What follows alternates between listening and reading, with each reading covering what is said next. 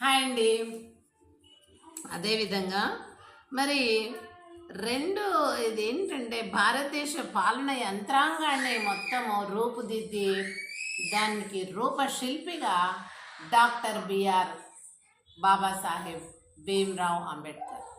మరి ఆయన ఇంత ఇప్పుడు ఒకవేళ ఇప్పుడు ఏ ఏ పార్టీలు అయితే ఏ పరిపాలన నాయకులైతే బిఆర్ అంబేద్కర్ను తిడుతూ మరి ఆయన విగ్రహాలకు చెప్పులు కట్టిస్తూ వాళ్ళు కట్టారండి. డైరెక్ట్ పైసలు ఇచ్చి ఎవరికో ఇస్తే వాడు తాగిపోయి ఆడ కట్టేసి వస్తారు. ఆ విగ్రహాలకు ఎక్కడెక్కడ బిఆర్ అంబేద్కర్ ఉంటాడో ఆ విగ్రహాలకు చెప్పులు కట్టడము, ఇలాంటివి చెప్పుల దండలు వేయడం, ఇలాంటివి ఎంత పాపం కట్టుకొని పోతున్నారు.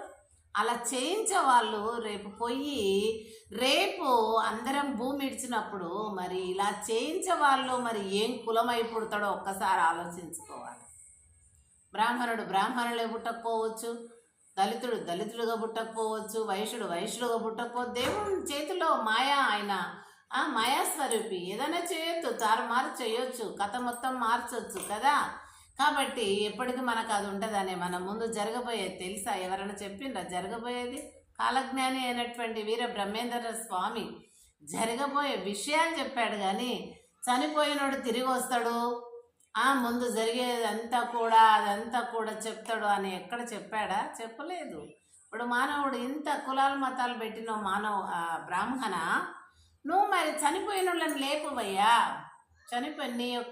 నీ శక్తి చాతుర్యం చేత, నీ మహిమ చేత నువ్వు దేవునిగా కొలవబడుతున్నావు. ఇప్పుడు పబ్లిక్ని అంత ఫూల్ చేసి బ్రాహ్మణులారా, మరి అలాంటి మీరు మరి చనిపోయిన వాళ్ళని లేపండి. చంపడం కాదు, ఉన్నోళ్ళని చంపుతున్నారు.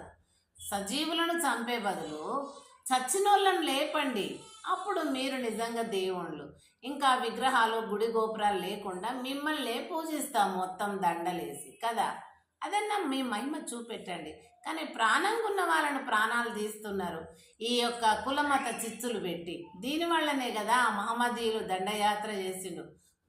గజనీ మామూదు 17 సార్లు దండయాత్ర చేసి మొత్తం దేశాన్ని కొల్లగొట్టుకుపోయిండు. ఫర్ ఎగ్జాంపుల్, గుజరాత్లోని సోమనాథ్ ఆలయం బంగారు టెంపుల్లో ఉన్నదంతా తీసుకుపోయిండు. తర్వాత 11వ శతాబ్దంలో మహమ్మద్ గోరీ వచ్చి ఇక్కడ రాజ్యస్థాపన చేశాడు.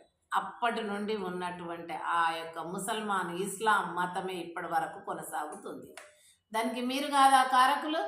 ఈ కులమత భేదాలు పెట్టకపోతే వాళ్ళు ఎందుకు వదురు మన ఇండియా మీదకి దండయాత్ర రాకపోదురు. కాబట్టి మీరు చేసుకున్నది మన